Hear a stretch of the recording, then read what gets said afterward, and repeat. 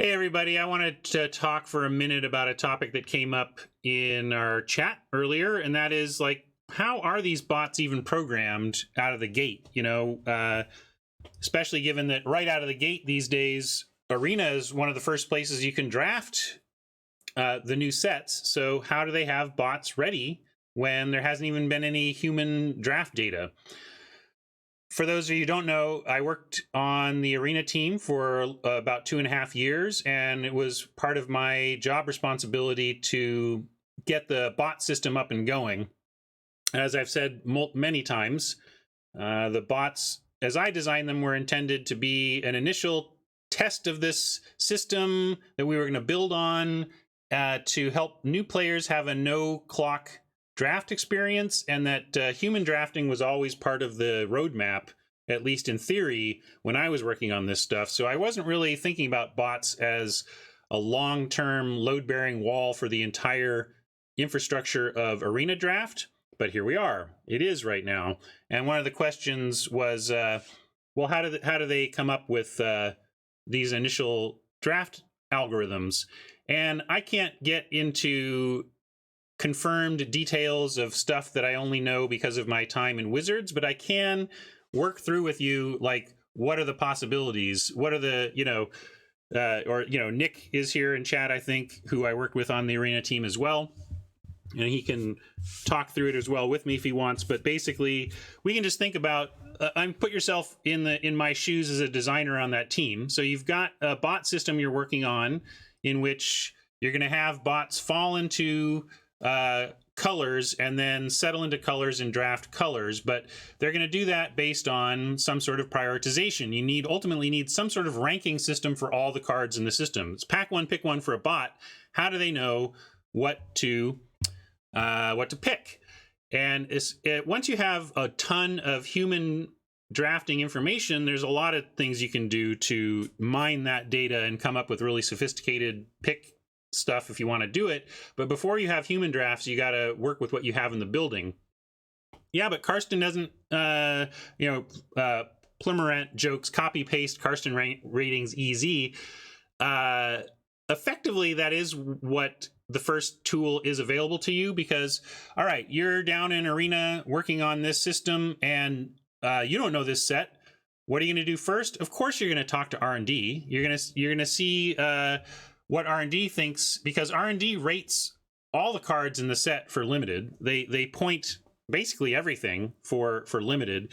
So you could work with R&D to get your initial pass for your first internal playtest, because the first internal playtest happens, of course, before anybody outside sees it. So I think step one would be to set up your internal playtest successfully with the best data you can get from R&D. And maybe even make a formula to convert R&D's natural pointing process into your process. And then, but then for, weeks, many weeks, you have internal playtesting of the new set. So even though it's not millions of people around the world, you do get a bunch of actual humans making actual picks inside the building, both testing for Magic Online and Arena. So your next layer of data that you could use for the subject, for the topic, for the purpose, is your internal testing data. But then you kind of run out. Besides getting some insight from R&D, and then using any internal testing data you have, at that point, it's just an individual massaging those numbers and massaging those rankings to come up with an initial offering to the public. But now, when I recognize that is kind of your only path options to your first public bot ratings, I called out that the public is likely. I talked with Eric Lauer about this one time. We were talking about how fast, given that bots kind of set up to have a rigid system that is exploitable, we were talking about how fast we thought bots could be exploited by the mass public playing it. And our guess was like 1 to 3 days, right? That 1 to 3 days from the release of a new set with pretty raw and weak pick data would be exploitable fairly quickly, which is why I think if you're going to adhere to this bot system for as long as they have, they should be acknowledging how quickly it's going to be busted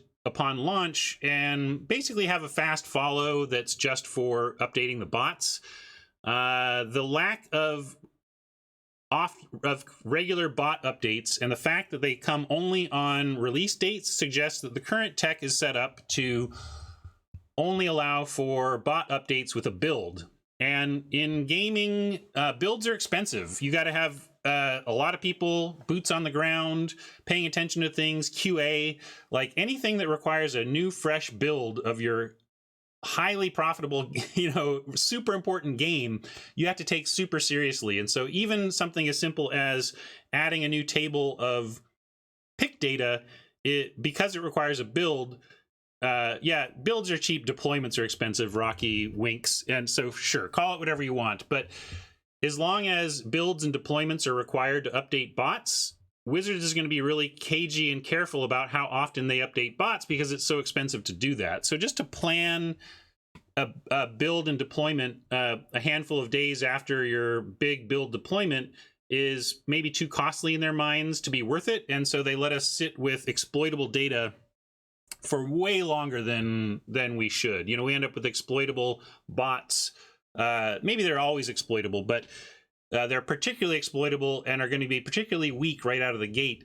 And if they're not going to give us all human drafts, I sure hope they'll find a way to get bots updated more rapidly so that at least our day 2 complaints about the incredible black heavy meta filled with Revenge of Ravens can be addressed more quickly than in 2 weeks. So, but ultimately, Wizards has only got the data they have available to them. So they have the brains in R&D, they have the data they're generating in their internal playtesting, but then that's about it for what you can use to wrangle your numbers for the initial bot pass.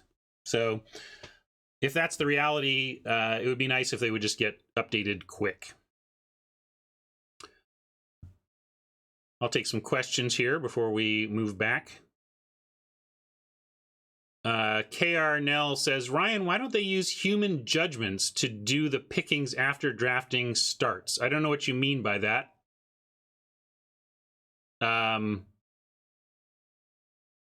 That question doesn't, maybe reformat that question. Like, I think I just answered that, so I'm not sure exactly what to say to that. You may answer this during the convo, but I'm going to type it out anyways. Why are the bot updates not based on live data from Arena and Modo? Well, I think they are. I'm saying the updates are, but the initial launch doesn't have that. Like, what Magic Online data? What Arena data? But at first launch, the only data the team has had access to are R&D brains and internal playtesting.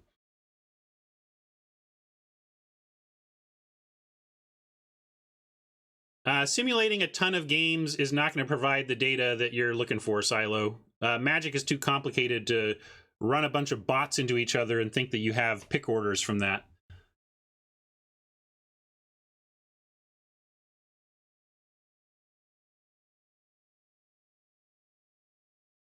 As human picks change, the bots would just mirror that picking meta. So KR is saying, why not have a super sophisticated learning adaptable AI?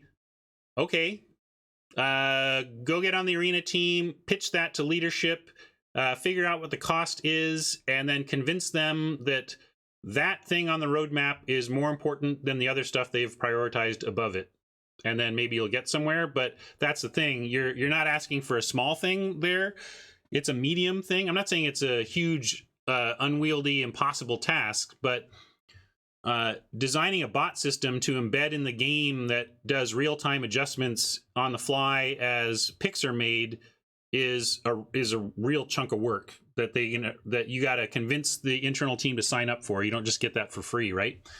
And that's the thing that a lot of people who haven't worked in software don't see. It's just like they have ideas and don't understand why their ideas aren't reality. And the reason that your great idea is not a reality is because of the reality of resource management on a big software project. Somebody at the top's got to decide what order to do things in, and that person has decided that these bot systems that you have an idea about are just not that.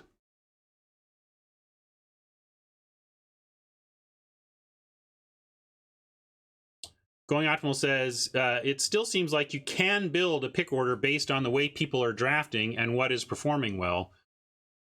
Are you again talking about real-time updating, or just that when you do bot updates, they should be based on the way people are drafting and what's performing well? Because it does. The bot updates are absolutely based on the way people are drafting and what is performing well.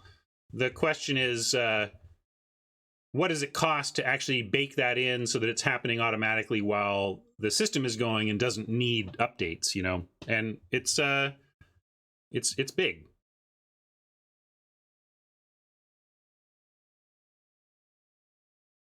Sunset says, why don't they just pay us to be the other 7 seats in all the drafts? I'd be cheap. Yes, well, that's basically all human drafting is when what I've been calling for is the real solution. The simple solution is to let the bots be whatever they are in whatever system they want, but have it not be the main way we play.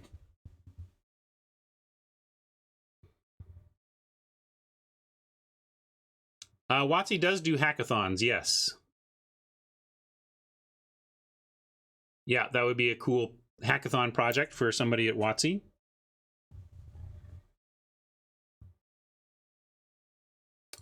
Lazy Developer says, really sad that WotC couldn't set up the bot rankings as something that can just be updated server-side without a new build deploy. I mean, they didn't, right? And that they still could, and they still should.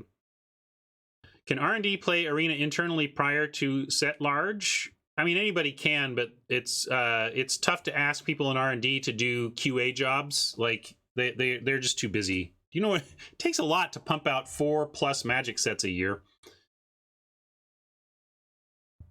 How realistic is artificial intelligence drafting? AI and machine learning is one of the rabbit holes of game programming and game development that everybody loves it. Designers love it. Engineers love it. You get to theory craft and come up with all these ways in which you could make the next big blue play your game. But at the end of the day, again, it comes to resource allocation. And so super duper big blue style incredible AI stuff is probably not worth the expense given the goals of the system.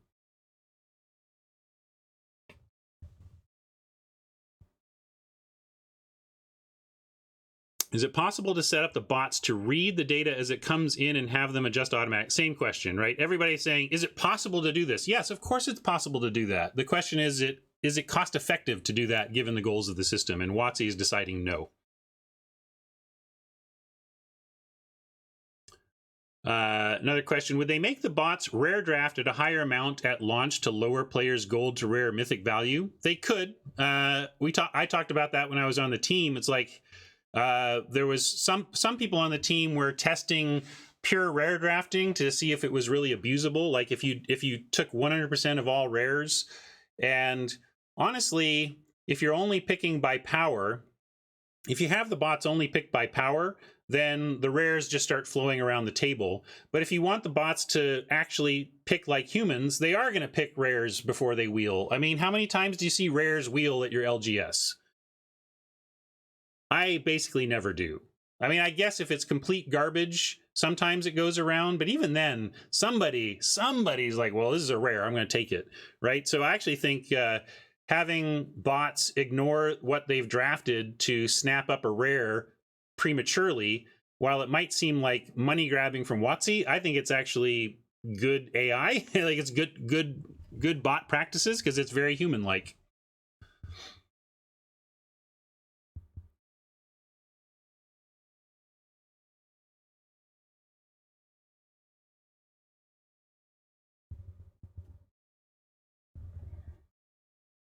Yeah, one of the big problems of the bot system right now is that it's only updatable in build.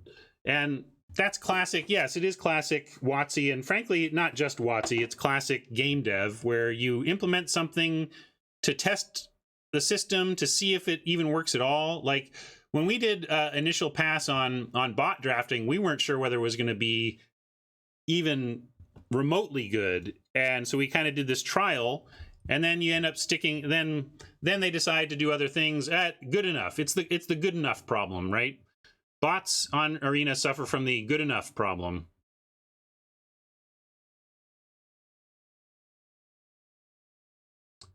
Wuzhou still waiting for a performance fix. End of last week, they said performance was the other thing they did. It was a bot update and a performance update. So while the performance was super crappy, they did at least do one performance update. Maybe they need to do more, but you know.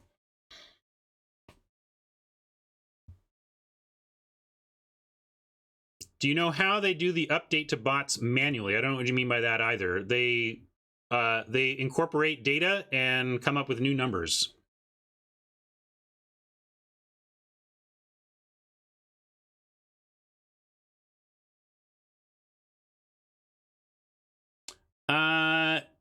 Affordable, Robert? Robert wants to know if they can take into account what's already been picked. So basically synergy, you know, that's one of the things that the bots are terrible at, synergy picks. It's just more work. Design it, Robert, and then work with an engineer to implement it, and then have it all QA'd and everything. And it's a chunk of work that needs to be signed up for, and it's not a chunk of work that Wizards is signing up for. There's a question about the way Eternal does a draft. In Eternal draft, after a pick is made by a person, you get another pack with a card missing that was picked by another person. You lose wheeling cards, but all cards picked are by people. I think we considered that, but in Magic, I think losing the wheel strategy is a deal breaker. I think so. And it still has to be done really well, or you're not really gaining that much over what the system is currently doing.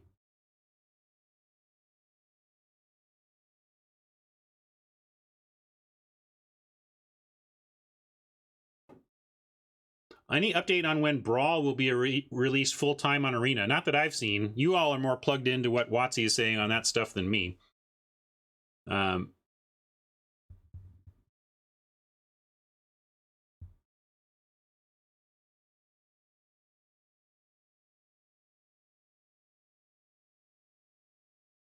Yeah, the answer to every single question about why Arena doesn't have X is money. And perception of money, perception of future money, mainly, is what I've said. You know, it comes down to them driving engagement and revenue and making choices that they think will maximize engagement and revenue, right? I don't think they're going to do that, Sunset.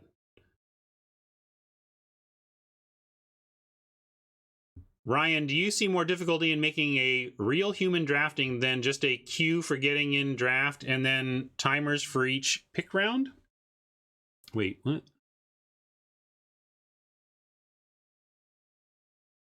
No, all human pods is pretty easy in terms of implementation. It's not about tech implementation. No deployment is free. No feature like that is free. But it's also a real question about where it fits in the ecosystem. Because one of the things okay, let's say you're introducing human drafting, and this is something I haven't even touched on yet, but we'll touch on it now. If you're going to introduce human drafting, you have to decide where that fits in your competitive, non-competitive, ranked, unranked ecosystem. So, all right, we've introduced human drafting. We still want bot drafting for the newer players. What is that queue? Where is that? Where are we doing all human drafting? Are we doing it in best of 3? Are we doing it in ranked best of 1? Both? Neither? Like, there are a lot of questions around where you would even put this that need to be answered too. Not that those can't be answered, but I'm just saying it's more of the complexity of introducing that. And also, as I've said many times, anytime you start adding on queues, you are increasing wait times for pairings. Now, pairings happen pretty fast on Arena, so it seems like they have the install base to add a queue or two, but it is not free. It's a big thing. It's a big deal to say, all right, we're going to add yet another place where people can go in and wait to play Magic. And the more of those places you add, the longer wait times you create for everyone. So consider that as you're making your big plans for what Arena should do with human drafting.